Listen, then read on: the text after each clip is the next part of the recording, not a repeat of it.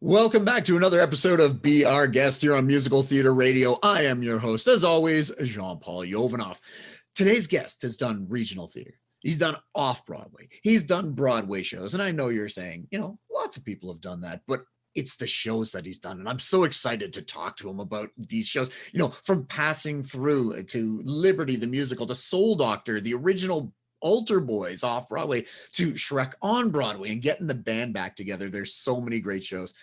I just want to dive into them all. So I can't wait to talk to today's guest, Ryan Duncan. Ryan, welcome to the show. Well, hi, and thanks for having me. I'm so excited to talk about music and cast albums and all kinds of fun stuff like that. So. Oh yeah, because so many of those shows I listened to, a rock rabbi and the original Shlomo Carlebach. Just so much awesome stuff. But before we get into it, I want the guests and myself to get to know you a little bit better. So I always ask for a 30-second bio. So who is Ryan in 30 seconds? Gosh, well, I'm a military brat, and that's not what I lead with, but that's only to say that I moved around a lot. I have a degree in foreign language. I was an international student. I'm a total kind of biology animal nerd. I worked in a veterinary hospital.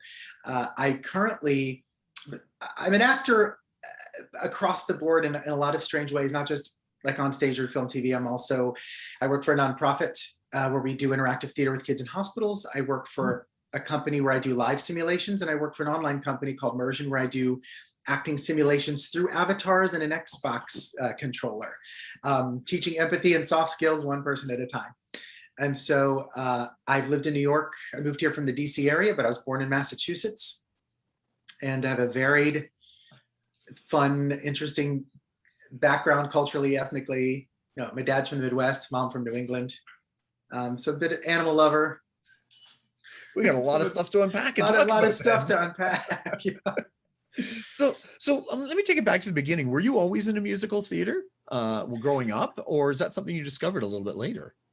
As a kid, I was painfully shy, and I wanted to do film. I saw the movie E.T. We were living in Berlin, Germany when I was a kid, and E.T. came out, and it came out in one theater, and it played for like months, and I was obsessed, not with E.T. himself. I mean, my brother had the little leather E.T. doll. I was obsessed with, what is that? How did you all get to play together and make this movie? I wanted to make people feel the way I felt watching it. Yeah. I didn't want to go to space or meet aliens. I just wanted to I had this idea of, they live in Hollywood and they make movies and they just get to play. I didn't understand how it was done, but so film was my first focus. When we moved back to the States, I lived in Kansas briefly, and then we moved to the DC area. My mom said, your middle school has a drama club. You might want to do some of it because you seem to, because she could hear me jumping around and singing in my room. And I joined the drama club and I did plays, and it blows my mind because I was so shy. But we did plays and musicals, and in high school I did mostly plays. I did Guys and Dolls in high school. But I was I think I want to do this. I was obsessed with cast albums. I was who are these people? And what does it look like? And I thought Broadway was in the street. I thought they performed Broadway on the street on Broadway, because I think the Tony Awards one year they were singing in the street, and I thought, well, how do you pay for tickets? You just can walk by and they're all just on the street performing. But it started to, I came out of my shell and I was I think I need to do this. So my focus wasn't necessarily musical theater, but in the theater circuit in the DC area, musical theater was mostly what they did in dinner theaters, and that paid bills, bought me a car, because you wait tables. So I think musical theater was a bit of an easier route. Very cool. When I was younger. And you said you did some other stuff, just the number of jobs you listed off and things like that. So obviously musical theater, you didn't go straight into it. You did other things as well, which I'm always interested in, because anybody, when I hear about sports people, and they focus and they focus and they focus, but a lot of the best sports people, they focus on their favorite sport, but they also do other things which enhances them. So I'd love to know what enhanced your musical theater. I love that question, because I will tell young people and students, I'm everything about you, whether it's the weird things you try to hide or don't like, all the things you're interested in, those will all come into play somewhere in an audition room and in a show. Mhm. Somewhere that expertise about salamanders and amphibians is going to come into play, and it's going to wow people in a room, and they'll see you as a collaborator instead of a kind of a person they plug into a show. Instead of just an employee, you'll become a collaborator. And so my degree is in foreign language. When I was performing in middle school and high school, but I wanted to be a veterinarian for a while. I loved biology, but I was terrible in math. So I kind of shifted and I thought, I want to speak every language in the world. So I'm going to do international studies and foreign language, but I would apply to college, to universities as a performer. And I remember getting into James Madison University, several universities as a performer. And my plan was to go there, for some reason, get in as a performer, and I was going to switch to international studies. Well, I ended up going to George Mason University as an international studies major. Then I switched to foreign language, but I was singing in all the choirs, and I was starting to work in the dinner theater circuit, and I was doing industrials. Mm-hmm. So I was like, well, wait a minute. I have something here. I can kind of piecemeal my training, but also study something that's foreign language has been invaluable for my career as well. I've translated stuff. I'm bilingual, but I also have done stuff in other languages besides Spanish and English. I speak a little French, a little Arabic, and then wee bits of like Portuguese, Hebrew, random stuff. So all of those things made me into, I think, someone that unfortunately couldn't be put into a box, but also fortunately I couldn't be put into a box. So I used to beat myself up because I was not your regional theater replacement guy. I couldn't get a lot of work or auditions, but I could create a show. I could book a new off-Broadway show easier than I could book a regional show. And I think part of that is this weird, varied background that I have. And so I look back and I'm very grateful for it. But when you're younger, you're like, I need to go to this school and have that pipeline, and that will send me to have a community of people. And I didn't quite have a university community. And only actually this year I've been interviewed by my university 2 or 3 times about being a performer and what I got from that school. And it's not always what you think, No, and I love the fact that you tell people that as well, to have that variation of experiences. Because my fiance says that all the time. Why are you watching this? And I say, you never know when I'm going to use it. Like, this knowledge will come in sometime, somewhere. I don't know when, but like you said, the more you know, the more you can bring to a character. Exactly. I studied in Spain for part of my university experience, and I had a reunion this year too. The pandemic has brought a lot of people together. On Zoom. And I had a reunion with all of these students from my class. We studied in Salamanca. A few of us went to Morocco. One of them was David Muir, ABC news anchor. He was in my program. And a lot of them are in academia. They have PhDs. They're principals of schools. They teach in universities. And they're like, well, you're an actor. How strange. And I said, what's funny? I booked a play. It was the only Ernest Hemingway play that he wrote. And he wrote it like a movie. And it took place in Spain during the regime of Franco, right? Well, that's what I did in Spain. I studied the history and literature and all this stuff in those regimes. And so here I am in this audition, and they're like, great, you speak Castilian and Spanish, but oh my God, you know about Franco and this part of Catalonia and this whole, and I was like, this studying I did is now I'm in an off-Broadway play, and Hemingway's grandson republished it. And so there's our names in it. And I thought that led me, you put these little dots together. Right. And so all of a sudden you're in I'm doing something as an actor because of academia. And I thought that was fascinating. That is fantastic. Well, congratulations on all of that stuff. And okay.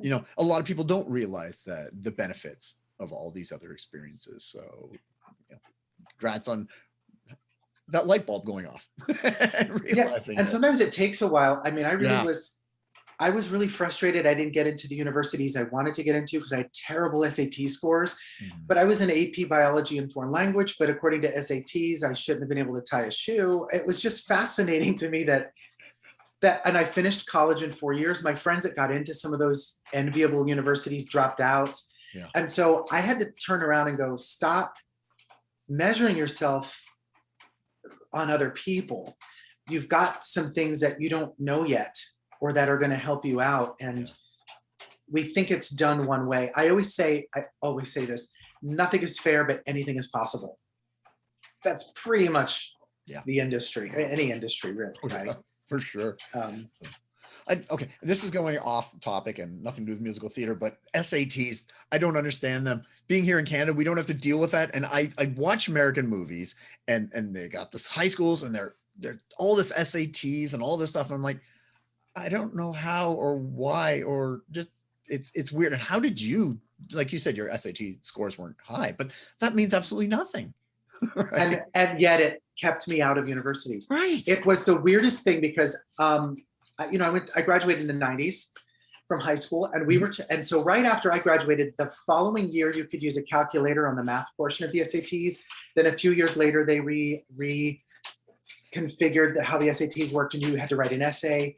So I found it to be the most stressful, kind of emotionally painful thing about school, because they tell you, hey, your 4 years of high school, what you do your freshman, sophomore year is not going to matter. It's really your senior year, your activities, and then your SATs aren't going to count for too much. And that wasn't true. All the universities I was interviewing with were like, the SATs aren't as important as these other things, because the SATs aren't a knowledge test necessarily. It's a way you think. Yeah. If you looked at the language portion, there's language, there's math, and then there's, I think it was just those two portions. Then there's an achievement test where you can take a foreign language. Some universities ask for an achievement test, the ACTs in addition. Yeah. So when you take the SATs more than once, which most everybody does, you can take a prep course and practice. You generally raise a few hundred points. I raised 50 points between the first two. I only took 2, but I found it to be one of the most difficult tests I'd ever taken. I thought it wasn't language, and I'm great at language arts and spelling. It was more like puzzles almost of language. How it's a way your brain solves, and mine didn't solve that way, I guess. Half of the math I'd never seen, because the highest math I took in high school, because I was terrible, was Algebra 1, Geometry, Algebra 2. Yeah. So I felt like, this isn't fair for me to take this. Yet when I applied, universities were like, I got into an elite musical program at a university. It was a performing group. And I got in as a freshman, which is rare. Wow. And I even had to play piano for it. I don't play piano anymore. And then they rescinded their offer because they said the math score in your SATs just isn't high enough. And they said, had you pushed the ethnic ticket or you played a sport, you could have gotten in. And I thought, wow, I got into an elite music program, but had I played basketball, rejected if it was the arts. And then keep talking about my background and disadvantage. It was just weird because we can all look at what privileges we have and what privileges we didn't have in our lives. But I just thought, this is so bizarre that if I got in under either major, foreign language or music or musical theater, all I would have needed was one course of math, which is what I took at George Mason University. One course. Yeah. But they kept me out. So I was like, all right, I went to George Mason. I lived at the school, even though it was 40 minutes away from my parents. That put me in the DC area where I could actually start working as a professional while I was in school. I could work in the theater circuit and do industrials. I couldn't have done that. It took me years to look back and go, you couldn't have done that down at that rural, beautiful campus university. Well, I know when you go into auditions, they always ask for your SAT scores, right? Every time. Right. You know what? We're always told to put our education on our resumes. Yeah. Come on. Yeah. I don't know that some people might go, oh, I know of that school, or great, you have this background in, you majored in finance too or something. And they're like, great, we're playing accountants, whatever. That happens. But yeah, it's not what we thought. No, the education system. About your SATs and I'm people assume I did well. People are like, you must have gotten, because I know a lot. I do a lot of American racial studies. Mm-hmm. I've always done social justice stuff and ethnicity and some history I'm interested in. People assume, I guess I sound smart to them. I'm like, no, I'm really not the smartest person. Yeah. And they think my SAT scores are great. And I didn't tell them for like 20 years. I wouldn't tell people my SAT scores. Wow. There's still that shame of like the weight that they carry. It's ridiculous. I'm so glad I just had to audition. I just auditioned. I sang. I'll quote, air quote, danced and acting. Right. So, yeah, let's just say my dance wasn't great, but I still got in. So I'm glad I'm up here and don't have to deal with the SATs. So I don't know how you did it, but congrats They're again. in the past now. That's probably the hardest part. It's that and they were, I don't know if they even concentrated on those for like an arts program. I don't know if like CCM is like, what are your SATs? Because you do have to take academic classes there. So I would assume that counted in that arena. Interesting. Well, let's get back to the musical theater. So you graduated, you've done audition stuff. Let's talk about some of the shows I listed that I'm really interested in. Like probably not do it in the order that you did it, but Altar Boyz. You were in the original Altar Boyz, yes? Yeah. And tell us a little bit about that. That's very cool. I love that show. Well, that show was like, it was a dream. It was off-Broadway, but it felt like my Broadway debut. I knew what it was like for a brief moment to be a rock star, even though we were a fictitious Christian boy band. That show is an interesting story because in 2004, I had decided, well, if I want to be in Law and Order, I wanted to be on TV, I need to go to grad school. And so I was like, going to get my I wanted to go to grad school for acting. So I'd applied to several grad schools. I was on hold. I'd gone pretty far for NYU, but I wanted to go to UCSD. I was on hold for UCSD and Old Globe. And then the end of May, that's like a casting like anything else. I'm up for this, I don't know, secondary, whatever guy track, and someone else got them. So I was let off the hook. And out of nowhere, I get a phone call. I go to the beach and down to the Outer Banks, North Carolina with some friends. And I was like, well, maybe I'll move to LA. I don't know what to do. And I get a phone call saying, hey, I think his name was Russell. I remember this. My name's Russell. I work in Robin Goodman's office. And David Capreliotis, who is a friend of mine, he's a casting director for MTC, but he was only a friend of mine because he dated a good friend of mine. Okay. Thunderstorm. Oh, that's thunder? You hear that? Oh, wow. That's wild. That's because and you know what's funny? Altar Boyz has a thunderstorm in the middle of it when God speaks to us. Hilarious. Full circle. So he was like, will you come in for the show? It's called Altar Boyz. And we're going to do it in this thing called the Nymph. It's a festival. And I was kind of like, sure. I'm not getting it. I don't have a Broadway credit. I had been in 2 years before. I'd gone into the casting director. I had improv'd. I had sung a cappella, a song from Spanish radio, and nothing happened. And so I was like, oh, well, I'm not getting this. So I show up, I leave on a Sunday. I show up to the audition on a Monday. I dance, I sing, I act, I sing again. And then they're like, can you improv in Spanish? I'm like, sure. So Tammy Colucci was the assistant choreographer. She was sitting there and I flirted with her and I improv'd. And when I left the room, I heard someone say, that was it. I heard those. So I gave out candy I bought at the beach to the guys in the waiting room. And the next morning, Ken Davenport called me. I was in bed and he was like, hey, so we want to offer you the role of Juan in Altar. And I was like, what? Because it seemed so easy. It was one day of auditions. Yeah. I thought there's no way I'm getting this. I was just rejected from grad school. I'm like, I don't know what to do. And then that became a bit of a springboard. It was like my life for the next few years. And we went to the Nymph and he said, we already have producers in place to take us off Broadway. And this role has changed so much and we couldn't find someone to do this. And I didn't say that I'd been in before until I was on the train with him. Yeah. We were doing the production.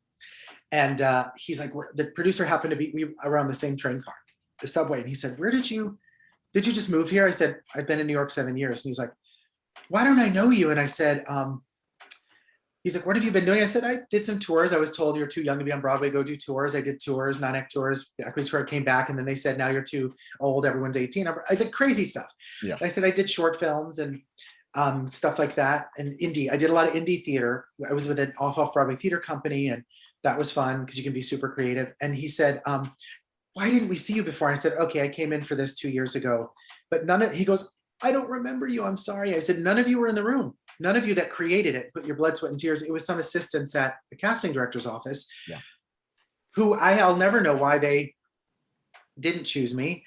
But he was like, we couldn't find this role and we were going to cut it and blah, blah, blah. And I said, so when they asked us while we were running off Broadway, he said, we're going to hold auditions for replacements and the tour. What can we keep in mind? And I said, be in the room. This is your baby. This is your project. You're going to miss a lot of people if you leave it up to someone's assistant behind a desk who's just trying to do a good job at their position, right? And so the show was difficult and taxing. Like it was so, I always say we were getting down to our body weights, our birth weights. We're getting down to our birth weights.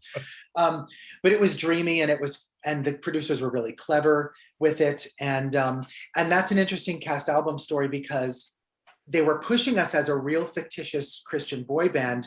The music was written by the Jewish member, who is not a convert.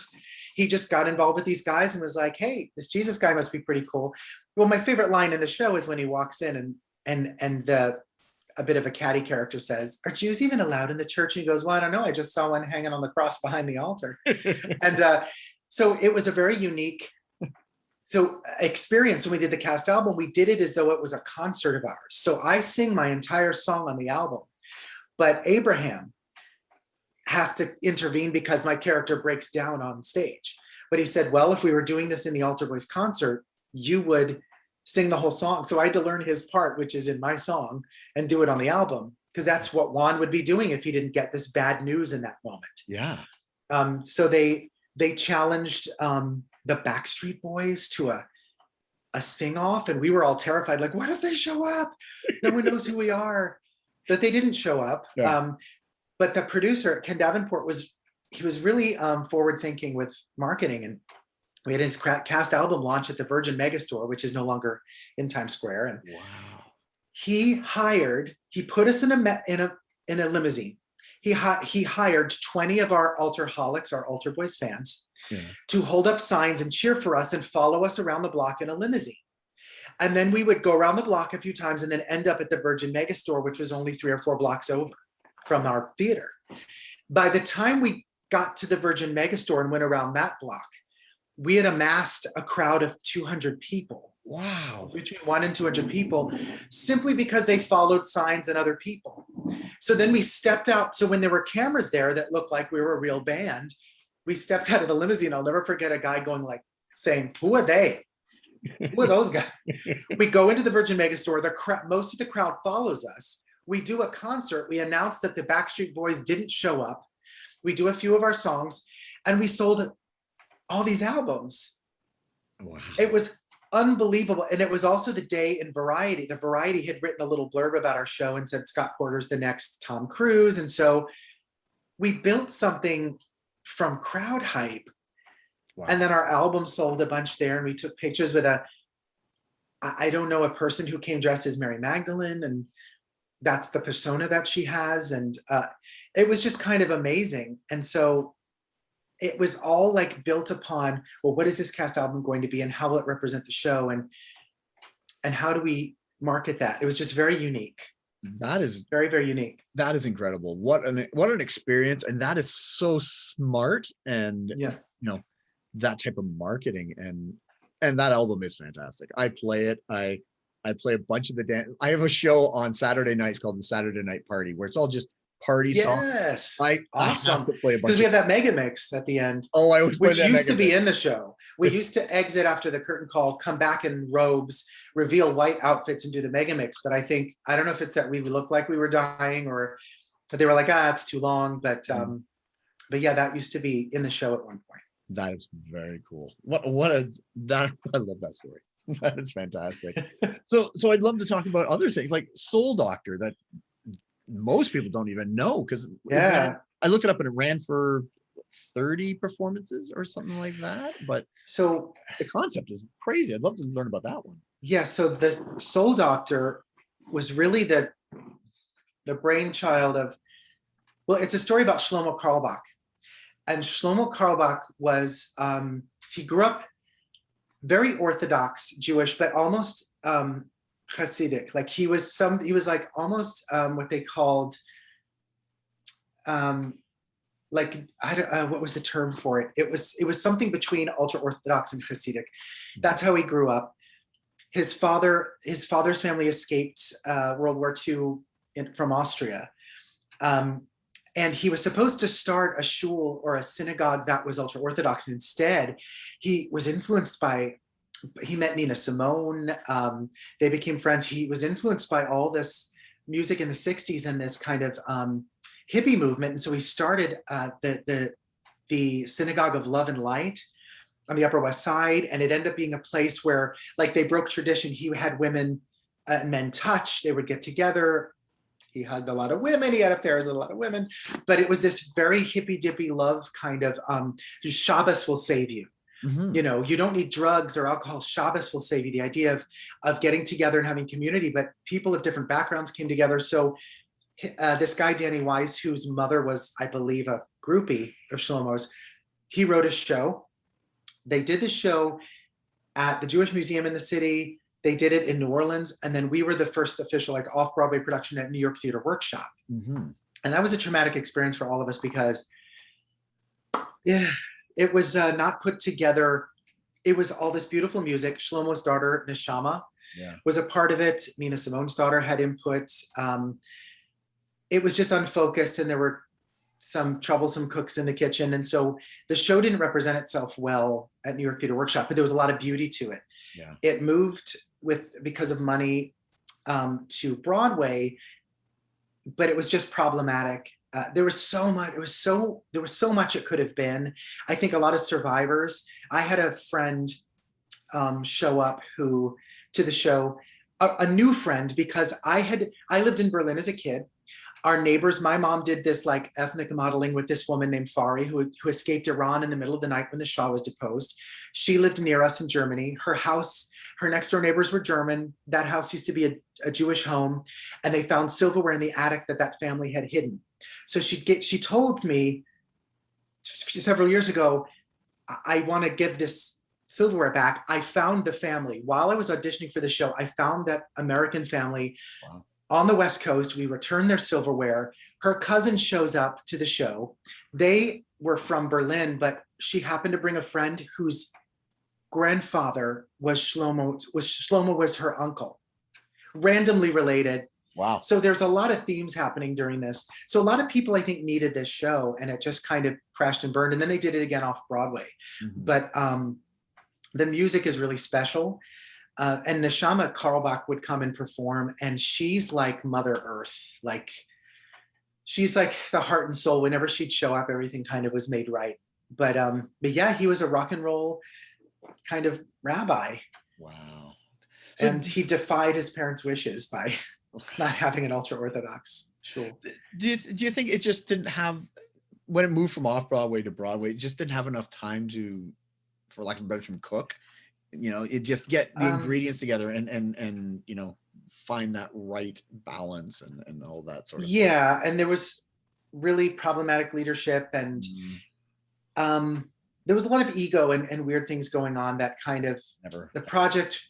Yeah, it's difficult. It's a long story, but it could have been something really special. Yeah. And in a way, I know people that did see it on Broadway and thought, oh my God, I loved this because my parents, we listened to Shlomo's music in our house. And but it was, it's hard to put on a Broadway show, and some people are very precious about their material and they want everything in it. You can't have a 3.5-hour Broadway show. And did it ever get a cast recording of any kind or anything like that?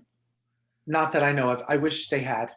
I wish we had done a cast recording. And when we were talking before the interview about all those shows that, you know, nobody knows about or didn't get enough time, and not getting a cast recording is I would love to hear music from that show, but I don't know if I ever will, just because. Yeah, I don't even recall very many demos, because it was a lot of like, you sit around with instruments and we sing together, we make the song into something, and then we la da da da da for the last half of the song just because you're feeling it. And so yeah, I don't think there was enough organization to make a cast album.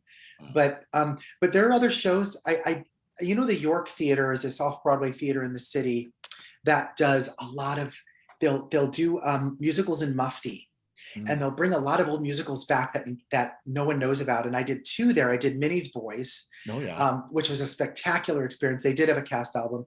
And I did something called The Body Beautiful. Bach, Harnick, and Stein wrote this boxing musical that was at the Broadway theater.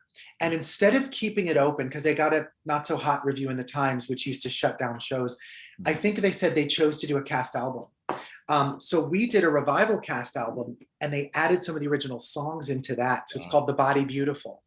And that was really cool, gorgeous music, really kind of a fun story. And it was a mixed cast, Black, white, and some Latin folks, which was new for a show in the 50s.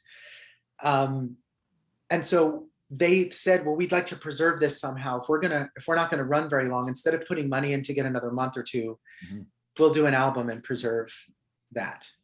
That's awesome. So I think it might be hard to find the original one. It's out there, but ours at the York Theater's there with some of the original songs in it. Yeah, I always regret not being able to find out about shows, because then the farther away from the original date, the more difficult it's going to be to know these shows or have anybody who has the music, the sheet music alone, let alone stuff. And the cast album will often sell your soul, sell your show, sell your soul for some people, sell your show in licensing. So if no one knew Black Patent Leather Shoes, they could pick up the album. Like the show Liberty, I did Off-Broadway twice.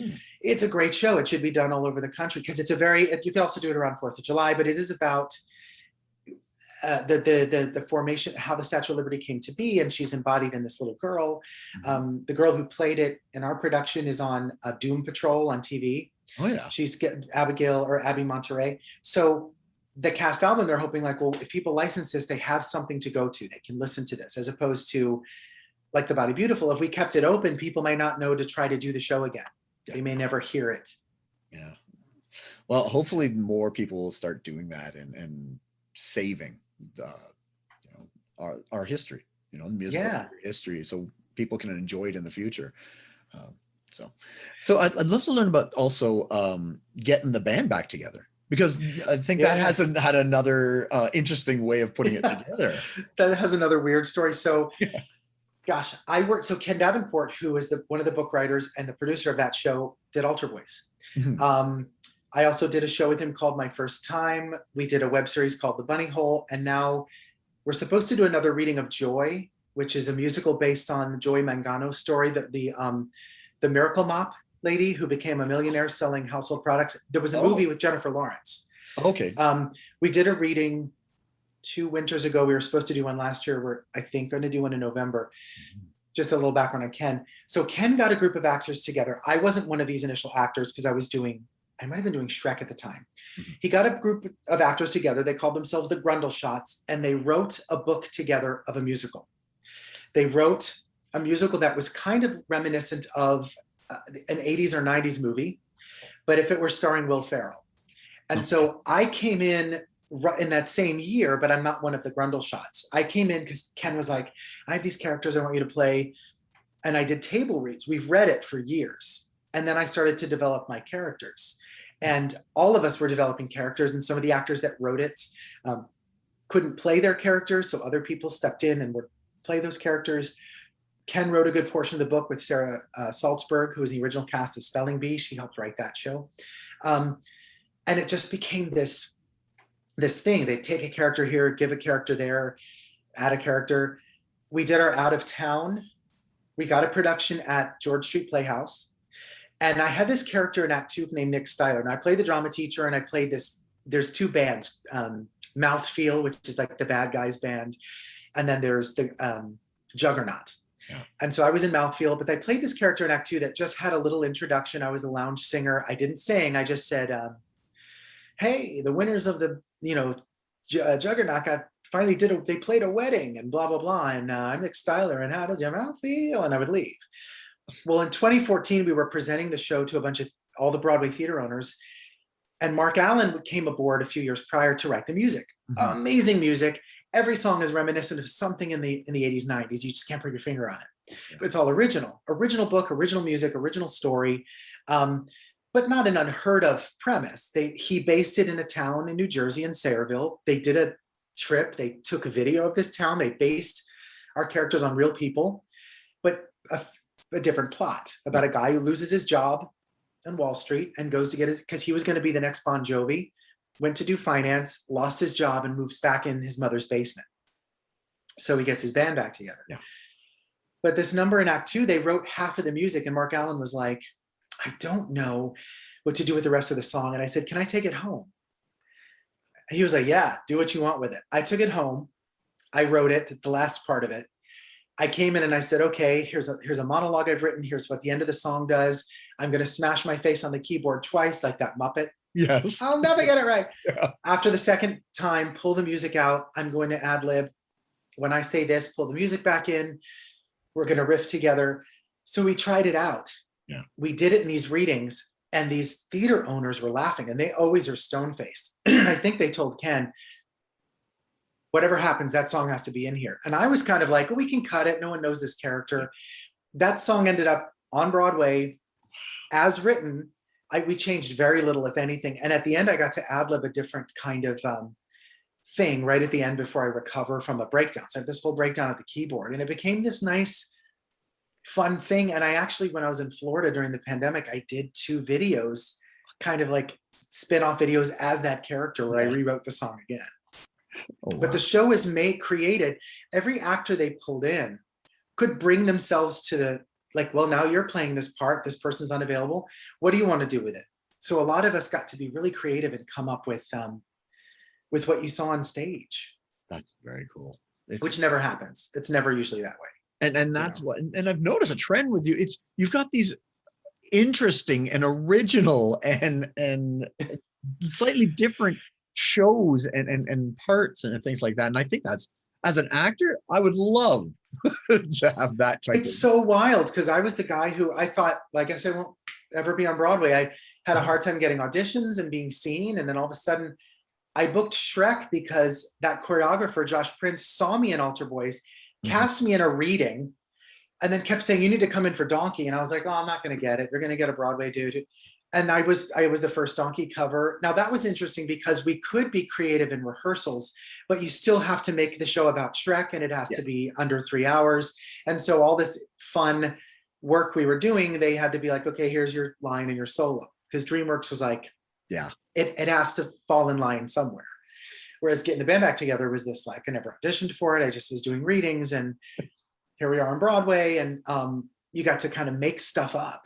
Most of us got to make stuff up. And so, but yeah, I had to forge a path, because I felt like, well, I'm not getting seen for certain things, and I can book new stuff and create new stuff. So Passing Through was an original show, Distant Thunder, which is this show we were doing in Oklahoma, Native American show. I've been with that since the first reading. And so that seems to be, I had to kind of go, well, I guess that's going to be my career. I have been in for Come From Away a couple times. That seems to be a show I would do. It seems to be a me kind of show. And I know those guys, but well, let's talk about Passing Through, because that's how we connected. Because I interviewed the creators of that show, and tell me a little bit about that experience. Again, it's a new show where you got to come in, and nobody's done it before you. Or at least. Well, they had a reading. Well, that's what's funny about that show. That season, I was doing live simulations with my friend's company, helping teach customer service, acting as a simulator. And I had all these string of auditions, more than I normally have. I had like 5 in a row in 2 months. That never happens for me. I'm always I look busy because I take a lot of reading projects and stuff. But I was going in for 4 or 5 shows. Passing Through was not one of them at the time, but I was across the hall. I was having a callback for when I thought I was getting so many shows. Passing Through was the last one I thought I'd book, and that one came through. But I was across the hall, and my friend Igor Golden was the director. And we were in an indie theater company together, Off-Broadway. Like a lot of people from that Off-Broadway theater, Tracy Chimo on to, do lots of Broadway stuff and TV. She was in Orange is the New Black. Igor Golden, this big director, where a lot of people have moved on from that tiny indie theater company. And I saw him in the hallway, and I'm like, what are you doing? And he goes, well, I'm directing a reading of this new show. And do you know Brett Ryback and Eric Ulloa? I said, I know their names, but I don't know them. Diana DeGarmo was in it, and I knew her. And so I was looking at the room, and I was like, oh, I don't really know what that is.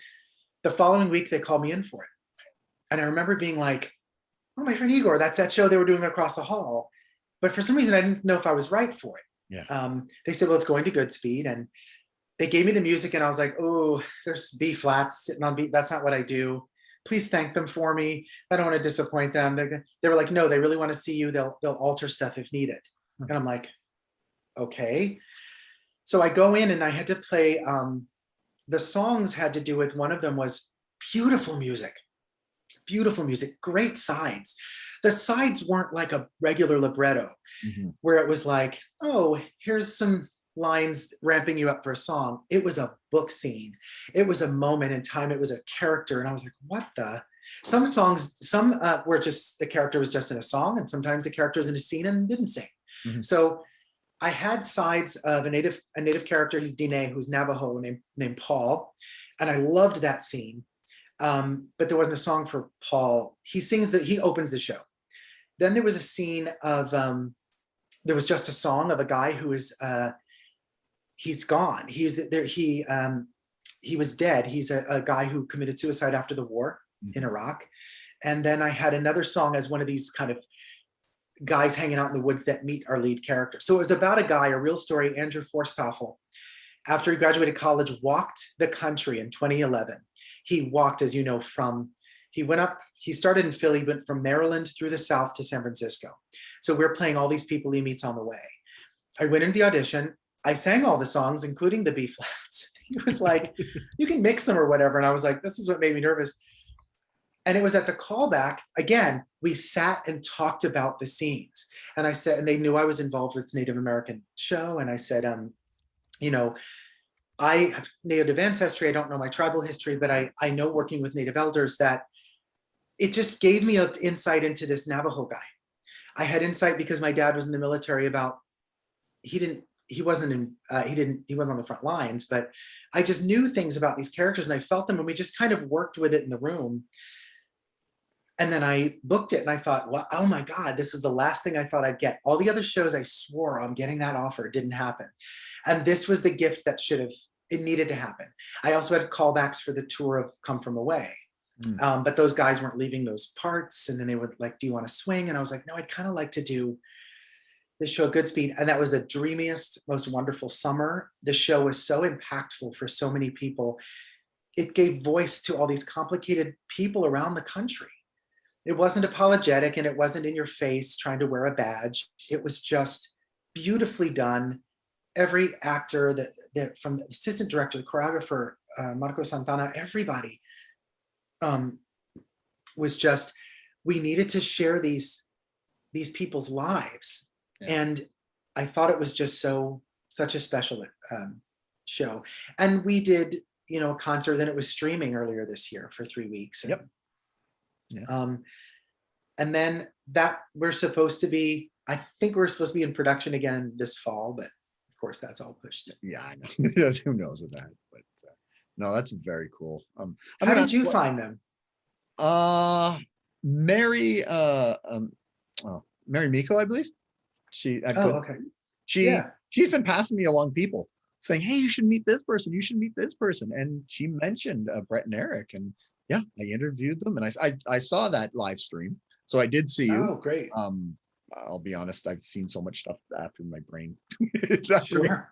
You see so many shows after a while that you forget, but I know I enjoyed it. I saw that, so that's fantastic. Cool. But I want to ask you the question that I asked Brett and Eric. Mm-hmm. You think you could have walked across the US? Me? Yeah. No. Okay, that's I mean, I've camped and hiked part of the Appalachian Trail a few times, and we've done 5 days, and I can camp and stuff, but the way he did it, yeah. I also don't know. He mentions that he's like, I'm probably the only type of person who can do this without, he did encounter lots of strange people, but I don't know. I don't know if I could have done that. Yeah. It was a lot. It's a lot. He just used maps. He didn't use his phone, and yeah, he just walked and whoever he met, right? That's incredible. He was taken in by people, and yeah, I know. It's an incredible story. I when I saw it, went, this is crazy. This is real. This happened to all these things, and real life can never outdo. Real life will always outdo fiction. Doesn't matter how much what you write. real life will always be. He could have died. And now there's a musical with, well, he has a book, he wrote Walking to Listen, and he has a podcast, but here are these people that have come to life, and audiences get to see, and some of it's dramatized, of course, but they get to see who they are. And that America's full of, one thing that struck me was he said, as he walked the country, he was warned. There was nice people would take him in and feed him and give him a bed and then say horrible things essentially about other people. Yeah. Well, you got to watch these people. You don't want to be involved with these people. And it never panned out the way they described it. So it shows a lot of blind spots, a lot of racism in our country, a lot of blind spots, a lot of, we see the way we're played against each other for the benefit of someone else. And he discovered who he was on his walk, and that he wanted to hear other people's lives, hear about their lives. Well, I'd love to one more thing about the Native musical you talked about. Tell us a little bit about that. And I know I think it's early in the stages of it, but well, kind of. So it's called Distant Thunder. Okay. Distant Thunder was written by Sean Taylor Corbett. Sean Taylor Corbett replaced me in Altar Boyz. Oh. We became friends because he was a replacement one, and he called me and he said, so the Spanish in the script, you did that, right? Where does it come from? Tell me your take on this. How did you create the role? And I was like, I love that you're calling me to ask me how this happened. And so we became good friends.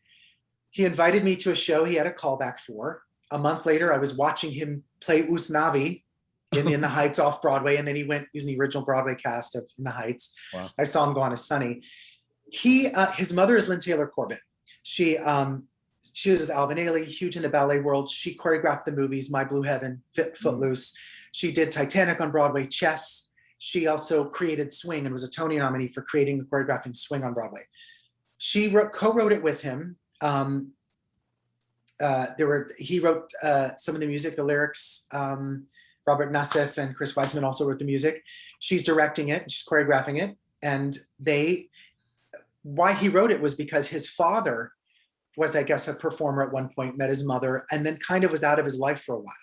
And Sean was like, I look different than everybody else, and I don't know why. And his mother said, we're driving to the Blackfeet Reservation, the Pagan Reservation up in Montana, and you're going to see your father, and you're going to learn this side of your family. And he got reacquainted with his father, who is European, African, and Blackfeet, Indian. And so he wrote a musical. He went back to the reservation. He stayed there for a few months as an adult. After In the Heights, he goes, I want to give to a Native American community what Lin-Manuel did for Latinos. I want there to be a musical theater following for Native kids. That's not just cultural shows and not just, the Indian in Annie Gets Your Gun or whatever, like real people living on a res right now. What is it like? Contemporary Native American voices.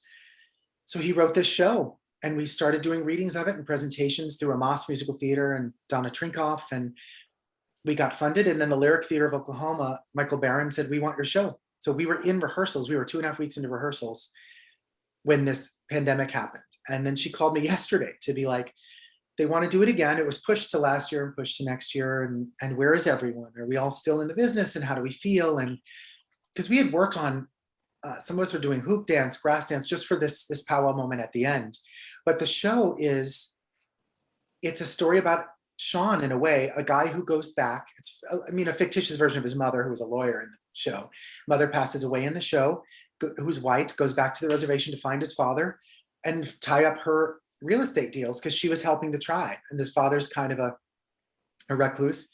And he goes back and realizes how important the Piikani language school is, and how people living back there are like, well, you left, and we still don't have money. We have terrible service, but we have family. And he finds who he is and what his priorities are. And it's tricky because there are people living in communities on reservations who are like trying to keep up traditional ways of life and Native religion and natural law and sovereignty as much as possible. And there are people who are like, look, we need a casino. We need to get out of this poverty if this is going to do it. So there's different voices that he's coming up against. And so it's a contemporary look of and sound of real people living. So we infuse, it's musical theater, but we have Brent Florendo and Matoka Little Eagle and people who are in the cast who are Native elders who are like, look, this has to be right. Yeah. this is the dancing, and everyone's different, right? There's Plains Indian who drum a certain way and who have certain prayers, and there's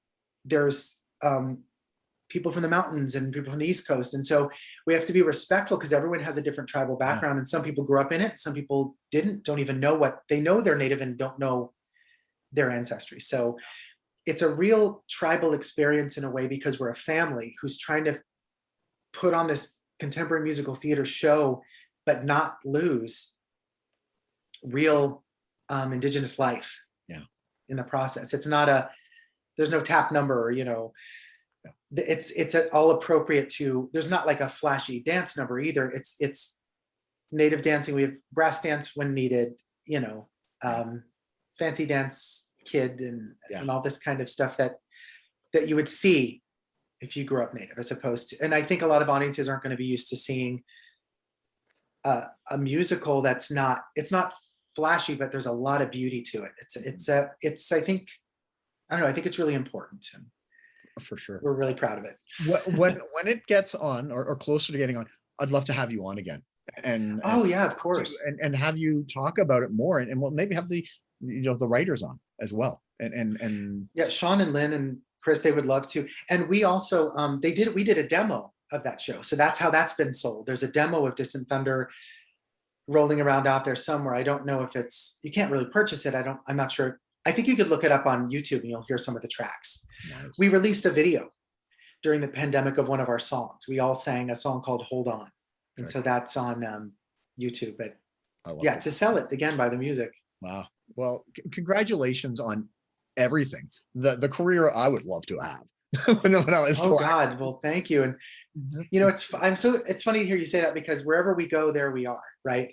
We all I'll see people book, you see people as an actor booking something you kind of wanted to be seen for, and you're like, oh, but then you have to look and take inventory and go, wow, I got to do these for sure things. My friend Connie said, she goes, you originate stuff. And I was like, wow, and I'm glad. Yeah.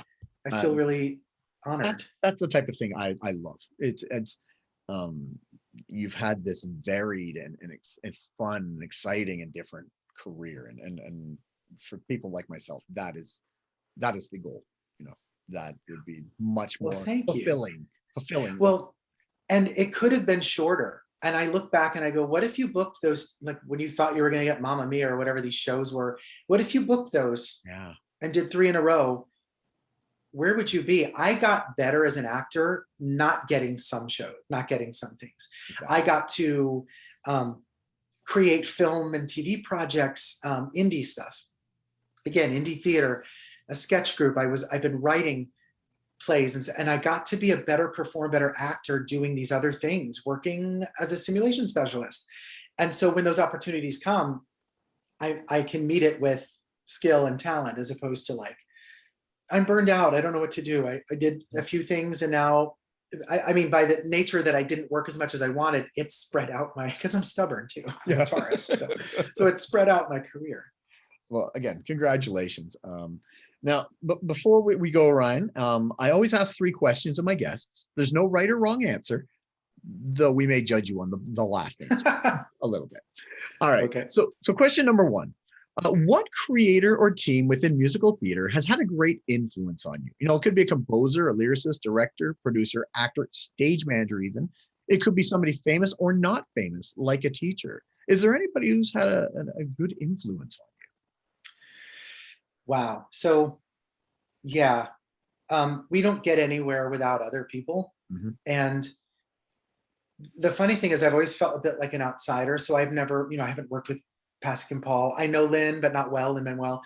I greatly admire Lynn in a way, because without having worked with him, just meeting him a bunch, seeing how he operates and how he's loyal to the people, who he takes people with him. He builds everyone up. He will celebrate. He's celebrated Distant Thunder because he worked with Sean. He's tweeted our show out.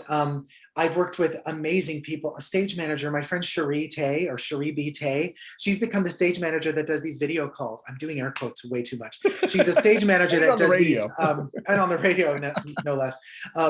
She does these videos where it's stage manager calls about 5 minutes to places.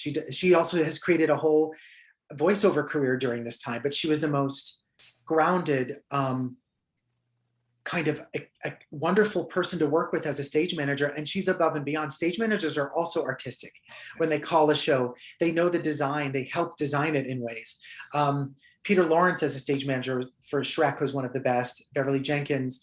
I worked with Teresa Wozunk as a producer who I greatly admire. She produced Liberty, who wouldn't sacrifice integrity and wouldn't sacrifice treating people well.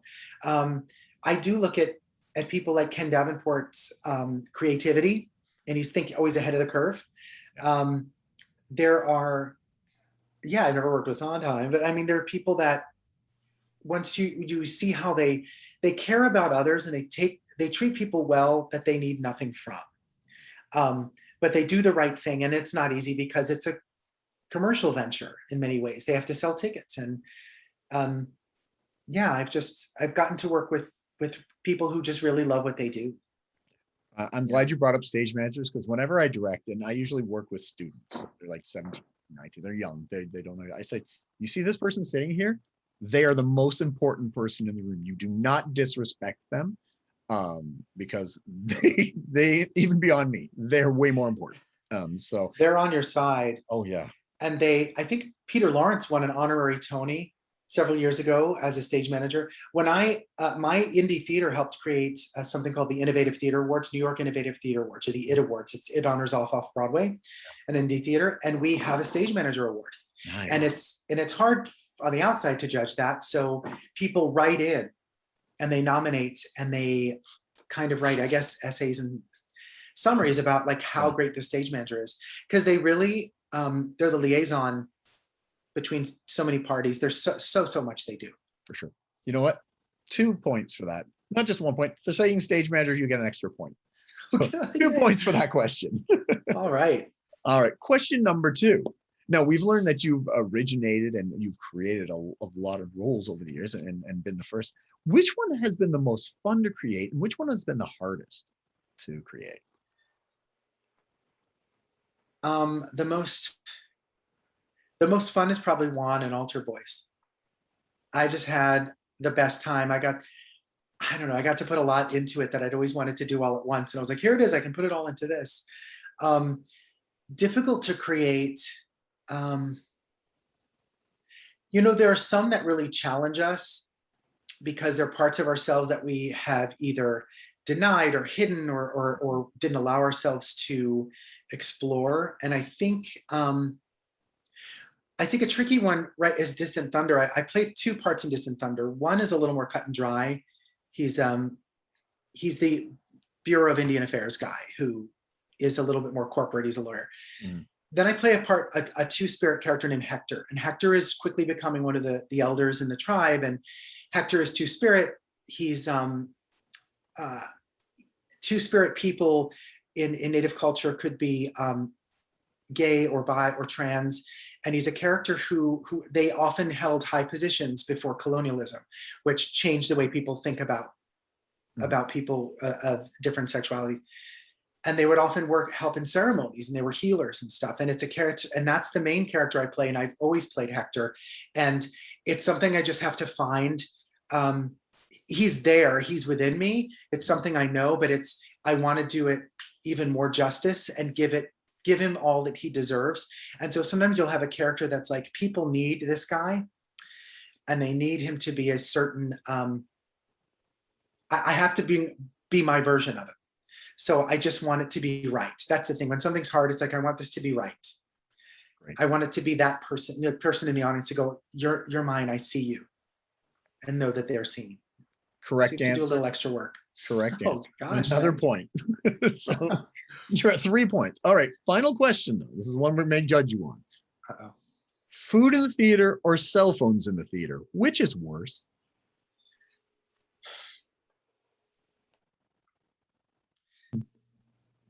I have to say cell phones. Okay. They're both really problematic. Remember when the theater was a temple and you wouldn't dare open a taco in the theater? You wouldn't like pull out a bag or drink wine. Yeah. The thing about it is they both can cause noise. Mm-hmm. But the thing is, the food, can also destroy the seats in these beautifully appointed Broadway theaters.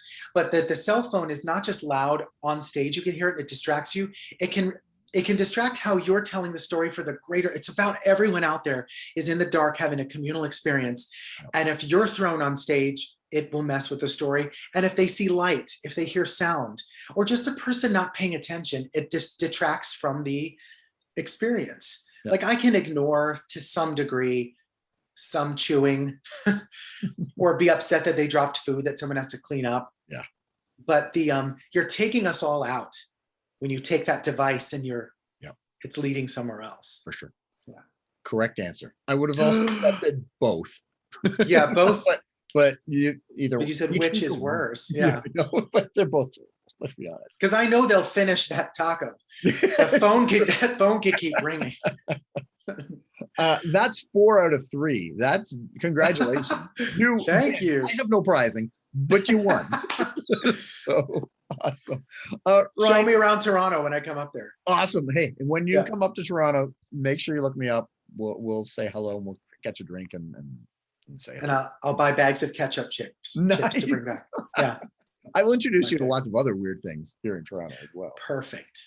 Ryan, again, thank you so much for coming on. And so Paul, thank you so much. I appreciate it. You're welcome. We were just speaking with Ryan Duncan here on Be Our Guest. Tune in next week as we'll speak with another guest or guests about their life, love, and passion that is musical theater. I am your host, as always, Jean-Paul Jovanoff. And until next time, I'll see you when I see you.